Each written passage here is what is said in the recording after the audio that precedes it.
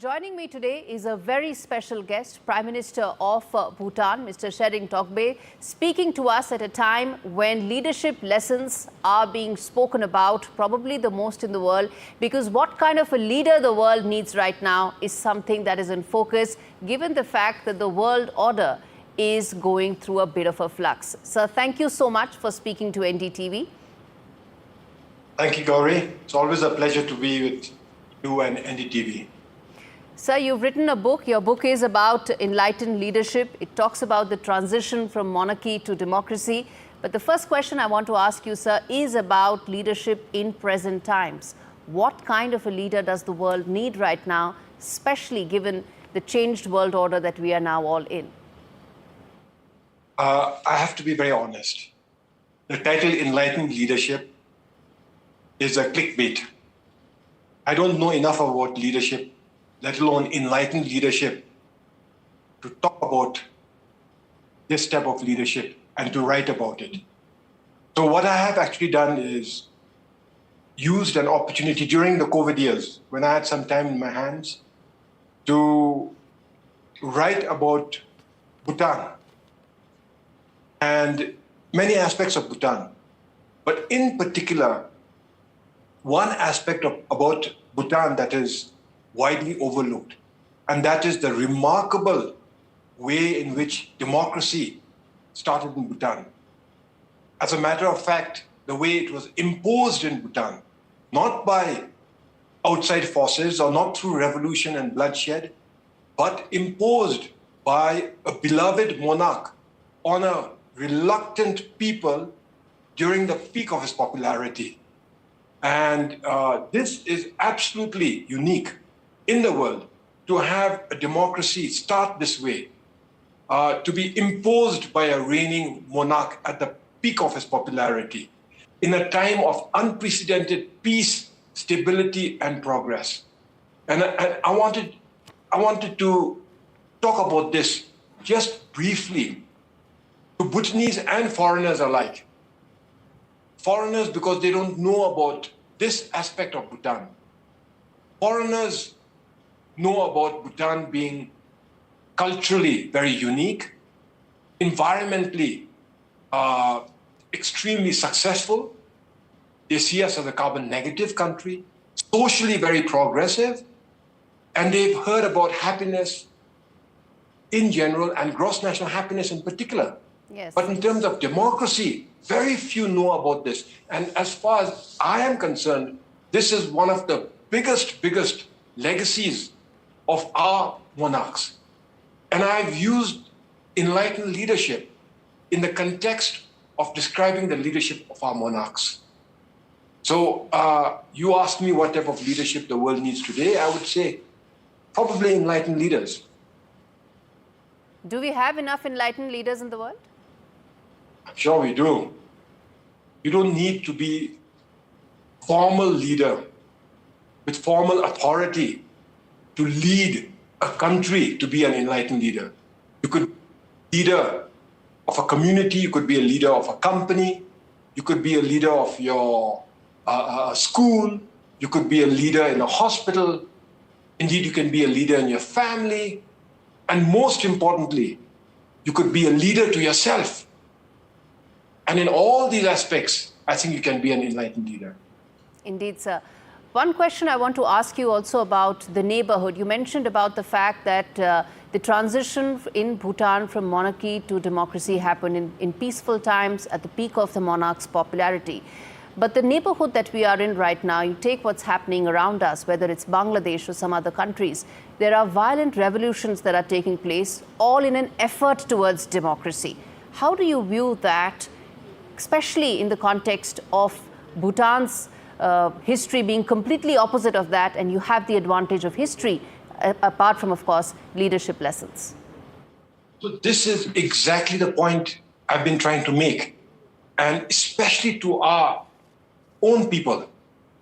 Let's treasure what we have, and especially to the youth of Bhutan. In our region, whether it's India, Bangladesh you just mentioned, Nepal, Pakistan, Sri Lanka, Maldives, Afghanistan, Some places don't even have democracy yet. But wherever there's democracy, even in India, it was a product of bloodshed, of sacrifice, of revolution. In Bhutan, it was a product of enlightened leaders imposing it on a reluctant people in a time of peace and prosperity, unprecedented stability. And this makes Bhutanese democracy, Bhutan's democracy, absolutely unique. Absolutely, sir, it does. Which brings me to ask you about the fact that many people around the world feel that there are Western leadership styles and then there are, Asian or, Eastern leadership styles, given the fact that the socio-economic and cultural contexts are very different. How do you view those thoughts, and do you think there is a mid-path possible? I'm not an expert in leadership. If anything at all, I'm asking in the context of culture, sir, in the cultural conditions. I am a student of leadership, but truth be told, I'm a public servant, a servant to my king and my people. But values and culture must influence people. Values and culture, by extension, will influence leadership styles. But remember, when I talk of leadership, I'm not really just talking about leaders of nations. It's about communities. It's about small organizations, businesses, families, and most importantly, self. And in what I have termed enlightened leadership, this is based on Eastern values of timeless wisdom, of courage, compassion, and most importantly, of having to be driven by a sense of selfless service. I borrowed these attributes from the bodhisattvas, enlightened beings who have escaped samsara and have gone to nirvana, but have chosen to return to earth in the cycle, to be reborn in the cycle of suffering, of samsara, for the simple reason that they want their fellow beings, all the other beings, sentient beings, to gain enlightenment and also escape samsara to nirvana. And we have many bodhisattvas, but among them there are a trinity of 3 bodhisattvas that we cherish especially. It's called the Riksungyambo. Now, of the 3 bodhisattvas, the first bodhisattva is the bodhisattva for wisdom, Jambyang. The second bodhisattva is the bodhisattva for courage, Chanadoji.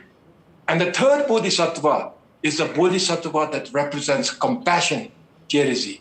Okay. So the enlightened leadership, in my view, are people who exercise the virtues of these 3 bodhisattvas: wisdom, courage, and compassion. And like the bodhisattvas, are driven by selfless service. Wisdom by itself is not enough, because you may know, you may be wise, but you must, if you don't put what you know into action, it's not going to provide any change. So for action, you need courage. But wisdom and courage by themselves also are not enough, because ultimately the purpose of leadership is change.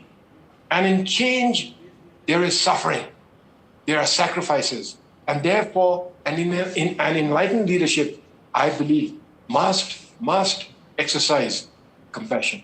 Very thought-provoking, sir. Very thought-provoking, which brings me to ask you that when we spoke the last time you were in India, you did mention that you've actually spent more time in India than American universities. I remember you saying that, and a lot of your thought process has been conditioned by the time you've spent in India. Those formative years, they really shaped you. What, according to you, has been your biggest takeaway from your experiences and learnings during your time in India? Well, I grew up with Indians.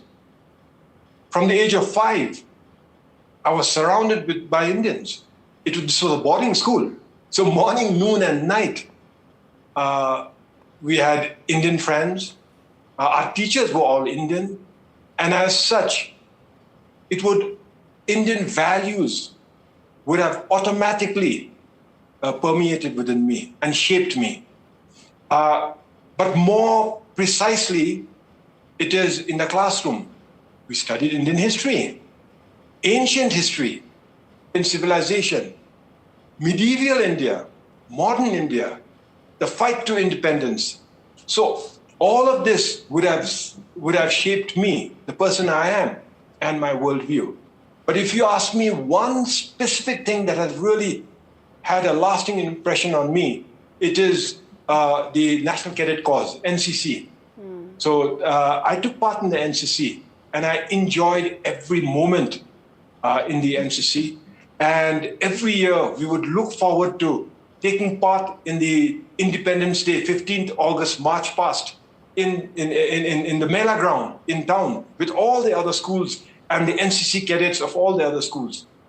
The deep, indelible mark it had left on me is one of nation building. How we must work together to take our nation forward. And since then, since those years till now, how have you seen the India-Bhutan relationship develop, grow closer? It's always been a very important relationship, but how have you seen its growth in the last couple of decades? Well, you can call it a relationship, but really, it is a friendship. It is a brotherhood.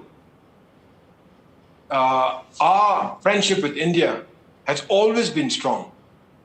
And if anything, it is getting stronger. We are neighbors but by geography, but we are friends by choice. And that friendship is driven by our highest leaders. In Bhutan, it is His Majesty the King. It is his guidance that ensures that the friendship between our two great nations is not taken for granted, but is continued to be nurtured. Right. And what would be your future expectations from this relationship going forward, whether it is in terms of economic partnerships? There's been the railway line that has come up between Kokrajhar and, of course, Jilipu town in Bhutan. There is the economic partnership. And then, of course, there are other cultural and social partnerships. How do you see all of that going forward in times to come? Well, other neighbors, other relationships might have expectations. In our case, we have assurances. There is a deep trust between our two countries, our two peoples, our two governments. India, we don't need to expect anything because the Indian government, under the stellar leadership of Prime Minister Modi ji, who I refer to as my elder brother, who I refer to as my mentor, who is my mentor, we don't need to expect anything because we receive so many assurances from him and the Indian government. Assurances to help us along our path to development so that we can achieve the high aspirations and hopes of our people. The 13th five-year plan, to a large degree, has got off to a good start. And we are well on the way to implementing that plan, even though it's only been 1 year, largely because of the generosity and support of the government of India, and in particular, Prime Minister Modi.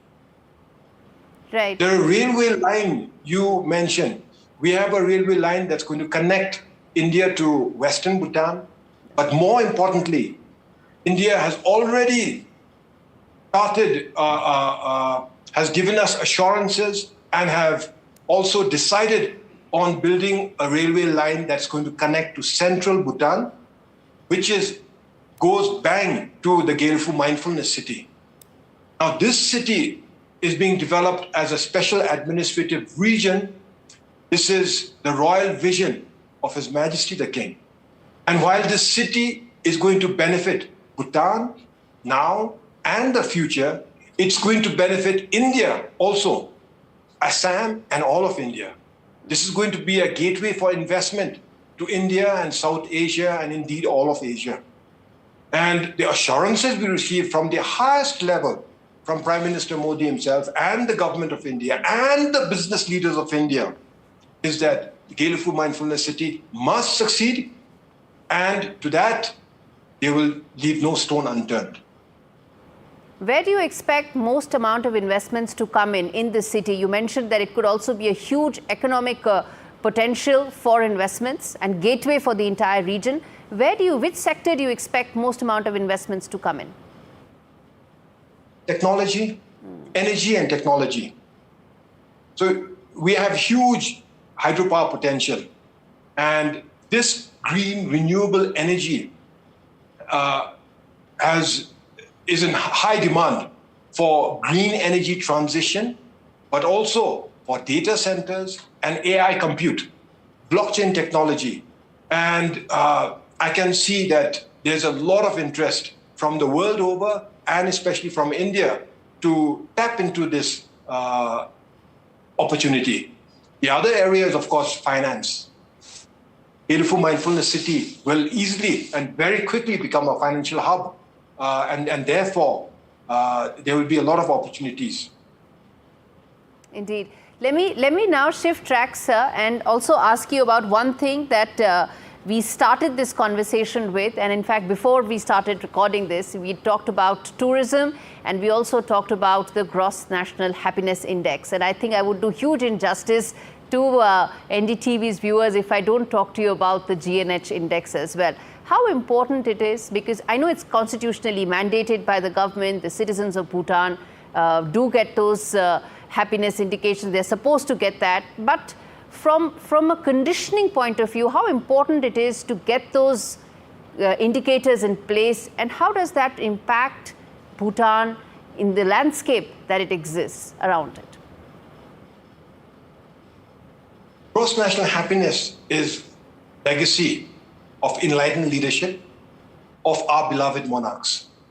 Now, many people have said that, oh, happiness, gross national happiness, so you don't care about gross national product, GDP, gross domestic product.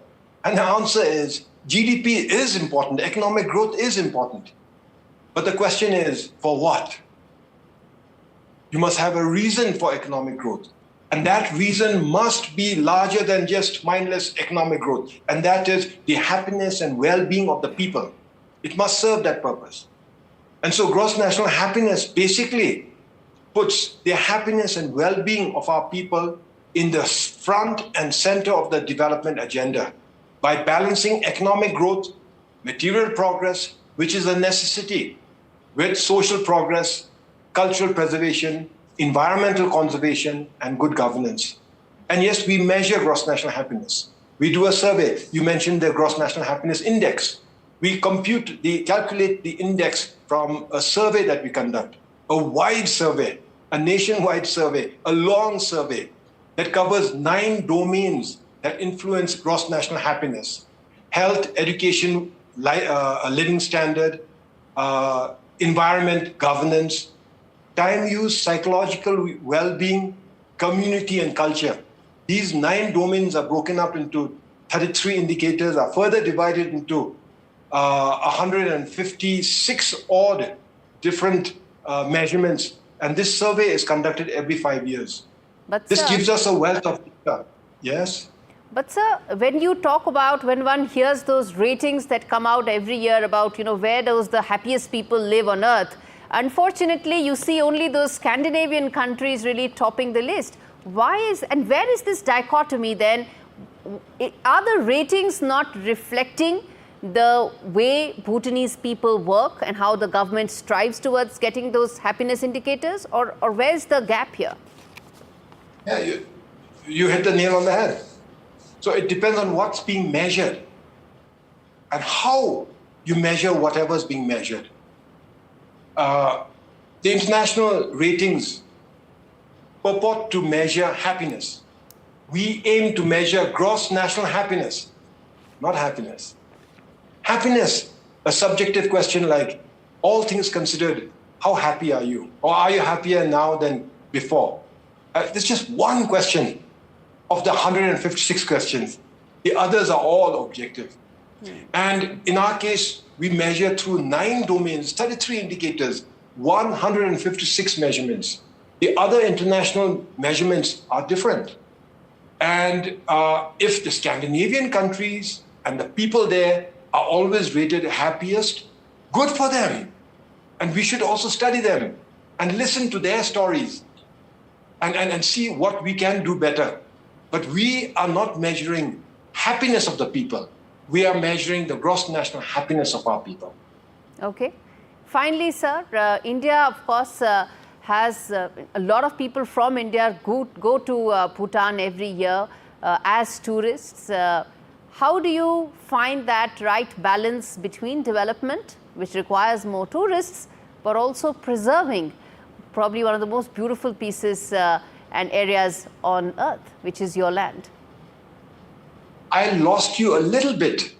Our connection is not stable. Sir, I was asking you about how do you strike that balance between tourism and also preservation of nature? Thank you very much. By following the leadership, the enlightened leadership of our king, they have set us on a path of gross national happiness, and within that framework of gross national happiness, a tourism policy that's called high value, low volume.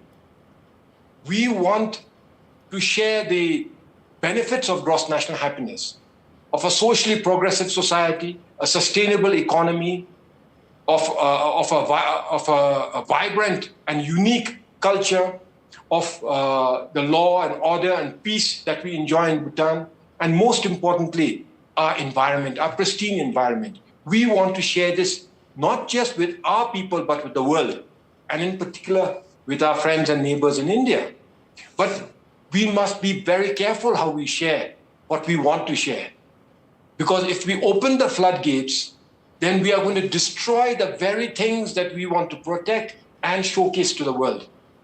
And therefore, we have high value and low volume. And so we are looking at a carrying capacity of about 300,000 per year. And right now, we are at about 150,000 per year only. So we have still the opportunity to increase tourism arrivals by 150,000 per year. You would like to double your tourists. You would like to double your tourists. When you talk about doubling, it looks like doubling recklessly. Okay, but we are talking about going from 150,000 to 3 lakhs per year. And for that, we'd like to welcome all international guests to see what we are doing in Bhutan, to be a part of our journey. But specifically, I would like to invite Indians, because they are our friends, they are our immediate neighbors. And in India, while it is already getting very warm in most of India, and decidedly hot where you are, Gaurie, in Bhutan, we are enjoying very good weather conditions out here. Similarly, in the summer, when it gets extremely hot and you have to deal with heavy monsoons, here it is much more milder. A little humid, but much, much more milder. People don't want to visit Bhutan in the winter thinking it's brutally cold. That couldn't be further from the truth. So, Gaurie, please visit us.